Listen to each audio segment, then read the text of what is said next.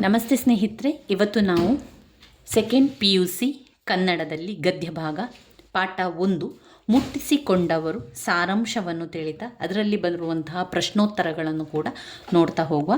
ಗದ್ಯ ಭಾಗ 1 ಮುಟ್ಟಿಸಿಕೊಂಡವನು. ಮೊದಲಿಗೆ ಲೇಖಕರ ಪರಿಚಯವನ್ನು ಮಾಡಿಕೊಳ್ಳುವ. ಮುಟ್ಟಿಸಿಕೊಂಡವರು ಗದ್ಯ ಭಾಗವನ್ನು ಬರೆದವರು P. ಲಂಕೇಶ್ ಅವರು. P. ಲಂಕೇಶ್ ನವ್ಯ ಸಾಹಿತ್ಯದ ಪ್ರಮುಖ ಲೇಖಕರಲ್ಲೊಬ್ಬರಾದ P. ಲಂಕೇಶ್ ಕನ್ನಡ ಕಥಾ ಸಾಹಿತ್ಯಕ್ಕೆ ಹೊಸ ಆಯಾಮ ನೀಡಿದವರು. ಹುಟ್ಟೂರು ಶಿವಮೊಗ್ಗ ಸಮೀಪದ ಕೊನಗವಳ್ಳಿ ಗ್ರಾಮ. ಹಲವು ವರ್ಷಗಳ ಕಾಲ ಇಂಗ್ಲಿಷ್ ಪ್ರಾಧ್ಯಾಪಕರಾಗಿ ಸೇವೆ ಸಲ್ಲಿಸಿ ಅನಂತರ ಆ ವೃತ್ತಿಯನ್ನು ತ್ಯಜಿಸಿ ತಮ್ಮ ಹೆಸರಿನಲ್ಲಿ ಲಂಕೇಶ್ ಪತ್ರಿಕೆ ಎಂಬ ವಾರಪತ್ರಿಕೆಯನ್ನು ಆರಂಭಿಸಿ ಕನ್ನಡ ನಾಡಿನ ಜಾಣ ಜಾಣೆಯರ ಮನಸ್ಸಿಗೆ ಲಗ್ಗೆ ಇಟ್ಟವರು. ಲಂಕೇಶ್ ಬರೆದ ಕೃತಿಗಳು ಹಲವಾರು.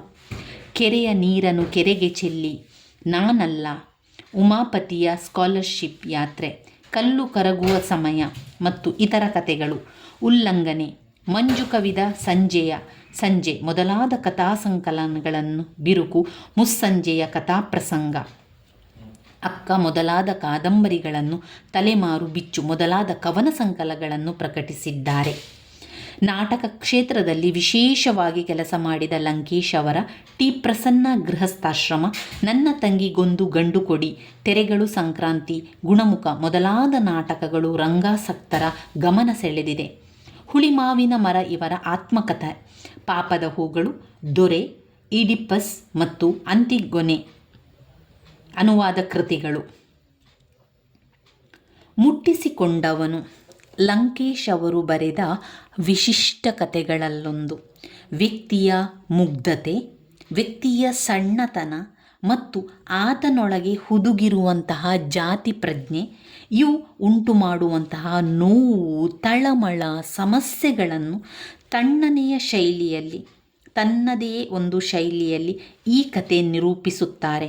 ವ್ಯಕ್ತಿಯ ಜಾತಿ ಪ್ರಜ್ಞೆ, ಹುಟ್ಟುಹಾಕುವ ಸಮಸ್ಯೆ ಮತ್ತು ಈ ಅವಮಾನಗಳನ್ನು ಮಾನವೀಯ ನೆಲೆಯಲ್ಲಿ ಎದುರಿಸುವ ವೈದ್ಯನ ಪ್ರಾಮಾಣಿಕತೆ, ಈ ಎರಡರ ವೈರುಧ್ಯದಲ್ಲಿಯೇ ಕಥೆಯ ತೀವ್ರತೆ ಇದೆ.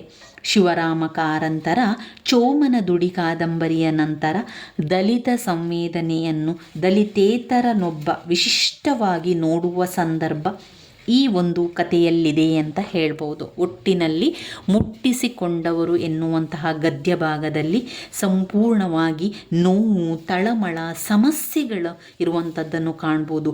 ವ್ಯಕ್ತಿಯ ಜಾತಿ ಪ್ರಜ್ಞೆ, ಅಲ್ಲಿ ಉಂಟಾಗುವಂಥ ಸಮಸ್ಯೆ, ಅಲ್ಲಿ ಉಂಟಾಗುವಂತಹ ಅವಮಾನಗಳು, ಮಾನವೀಯ ನೆಲೆಯಲ್ಲಿ ಎದುರಿಸುವಂತಹ ಒಂದು ವಿಚಾರ, ವೈದ್ಯನ ಪ್ರಾಮಾಣಿಕತೆ ಎಲ್ಲ ಕೂಡ ಈ ಒಂದು ಗದ್ಯ ಭಾಗದಲ್ಲಿ ಬರ್ತಾ ಹೋಗ್ತದೆ. ಇನ್ನು ಇಲ್ಲಿ ಕೊಟ್ಟಿರುವಂತಹ ಪ್ರಶ್ನೆಗಳನ್ನು ಉತ್ತರ ಸಹಿತ ತಿಳಿತಾ ಹೋಗುವ. ಇವರಿಗೆ ಮಗುವನ್ನು ತೋರಿಸಬೇಕೆಂದು ಸಿದ್ಲಿಂಗು ಹೇಳಿದನು. ಇವರಿಗೆ ಮಗುವನ್ನು ತೋರಿಸಬೇಕೆಂದು ಸಿದ್ಲಿಂಗು ಹೇಳಿದನು. ಯಾರಿಗೆ ಮಗುವನ್ನು ತೋರಿಸಬೇಕು ಎನ್ನುವಂಥದ್ದು? ಇಲ್ಲಿ ಶಿವನೂರು ಸ್ವಾಮಿಗಳಿಗೆ ಮಗುವನ್ನು ತೋರಿಸಬೇಕು ಅಂತ ಹೇಳುವಂಥದ್ದು. ಇದು ಬಸಲಿಂಗನ ಹೆಂಡತಿಯ ಹೆಸರು ಸಿದ್ಲಿಂಗಿ. ತನ್ನ ಮಗುವ ಎತ್ತುಗಳನ್ನು ಸಾಟಿ ಮಾಡಲು ಹೇಳಬೇಕಾದ ಸುಳ್ಳು ಅವನ ತಲೆ ತಿನ್ನತೊಡಗಿತು. ಸುಳ್ಳು ಹೇಳಲು ಬೇಕಾದ ಚಾತಿ, ಮಾತುಗಾರಿಕೆ ಅವನಲ್ಲಿರಲಿಲ್ಲ. ಎತ್ತುಗಳ ಬಗ್ಗೆ ಒಳ್ಳೆಯದನ್ನು ಲೆಕ್ಕ ಹಾಕಿದಂತೆಲ್ಲ ತಲೆ ಬಿಸಿಯಾಗುತ್ತಿತ್ತು. ಈ ಮಾತುಗಳು ಬಸಲಿಂಗನ ಯಾವ ಗುಣವನ್ನು ಸಮರ್ಥಿಸುತ್ತದೆ? ಮುಗ್ಧತೆ. ಇದು ಬಸಲಿಂಗನಿಗೆ ಕಾಣಿಸಿಕೊಂಡ ತೊಂದರೆ, ಕಣ್ಣು ನೋವು. ಇವರು ಮುಟ್ಟಿಸಿಕೊಂಡವನು ಕಥೆಯಲ್ಲಿ ಬರುವ ಸರಕಾರಿ ಆಸ್ಪತ್ರೆಯ ವೈದ್ಯರು ಡಾಕ್ಟರ್ ತಿಮ್ಮಪ್ಪ. ಸರಕಾರಿ ಆಸ್ಪತ್ರೆಯ ಬಗ್ಗೆ ಬಸಲಿಂಗನಿಗೆ ಈ ಅಭಿಪ್ರಾಯವಿತ್ತು: ದಿಕ್ಕು ದಿವಾಳಿ ಇಲ್ಲದವರು ಹೋಗುವ ಜಾಗ. ಡಾಕ್ಟರ್ ತಿಮ್ಮಪ್ಪ ಬಸಲಿಂಗನಿಗೆ ಎಷ್ಟು ವಾರ ತಲೆಗೆ ನೀರು ಸೋಂಕಿಸಬಾರದೆಂದು ಹೇಳಿದರು? 2 ವಾರ. ಬಸಲಿಂಗನು ಡಾಕ್ಟರ್ ತಿಮ್ಮಪ್ಪನಿಗೆ ಹೀಗೆ ಸುಳ್ಳು ಹೇಳಿದನು: ತಲೆಗೆ ನೀರು ಸೋಂಕಿಸಿಲ್ಲವೆಂದು. ಬಸಲಿಂಗನು ತನ್ನಲ್ಲಿ ಬೆಳೆಯುತ್ತಿದ್ದ ಈ ಗುಣಕ್ಕೆ ದಂಗಾಗಿ ಬಿಟ್ಟುತ್ತಿದ್ದನು: ಸಣ್ಣತನ. ಇವರು ಉಡಾಫೆಯ ಮಾತನಾಡುವುದನ್ನು ಕಲಿಯಬೇಕೆಂದು ಯೋಚಿಸಿದರು. ಬಸಲಿಂಗ ವೈದ್ಯರಿಗಾಗಿ ಅಲೆದಾಗ ಜೊತೆಗಿದ್ದ ರಾಜಕಾರಣಿ ಯಾರು? ರುದ್ರಪ್ಪ. ತನ್ನ ಉಡಾಫೆಯ ಶೈಲಿಯಲ್ಲೇ ಬಸಲಿಂಗ ಯಾರನ್ನು ನೋಡಿದ?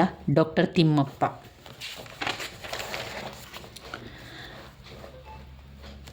ಬಸಲಿಂಗನ ಕಾಯಿಲೆ ದೇಹ ಮಟ್ಟದಿಂದ ಈ ಸ್ತರವನ್ನು ತಲುಪತೊಡಗಿತು, ಮಾನಸಿಕ ಸ್ತರ. ನಾನು ನಿನ್ನನ್ನು ಮುಟ್ಟಿದ್ದು ಡಾಕ್ಟರ್ ಆಗಿ, ಆದರೆ ನಿನ್ನಂತಹ ಮುಗ್ಧ ಮನುಷ್ಯನಲ್ಲಿ ಕೂಡ ಈ ಮುಟ್ಟುವಿಕೆ ನಾನು ಊಹಿಸದೇ ಇದ್ದದ್ದನ್ನು ಮಾಡಿದೆ. ಅದು ನಿನ್ನ ತಪ್ಪಲ್ಲ, ಅದಕ್ಕಾಗಿ ನಾನು ಯಾರನ್ನು ಬೈಯುವುದಿಲ್ಲ. ಡಾಕ್ಟರ್ ತಿಮ್ಮಪ್ಪರ ಈ ಮಾತುಗಳು ಕೆಳಗಿನ ಯಾವ ಹೇಳಿಕೆಯನ್ನು ಸಮರ್ಥಿಸುತ್ತದೆ? ಸಮಾಜದಲ್ಲಿ ನೆಲೆಸಿರುವ ಜಾತೀಯತೆ.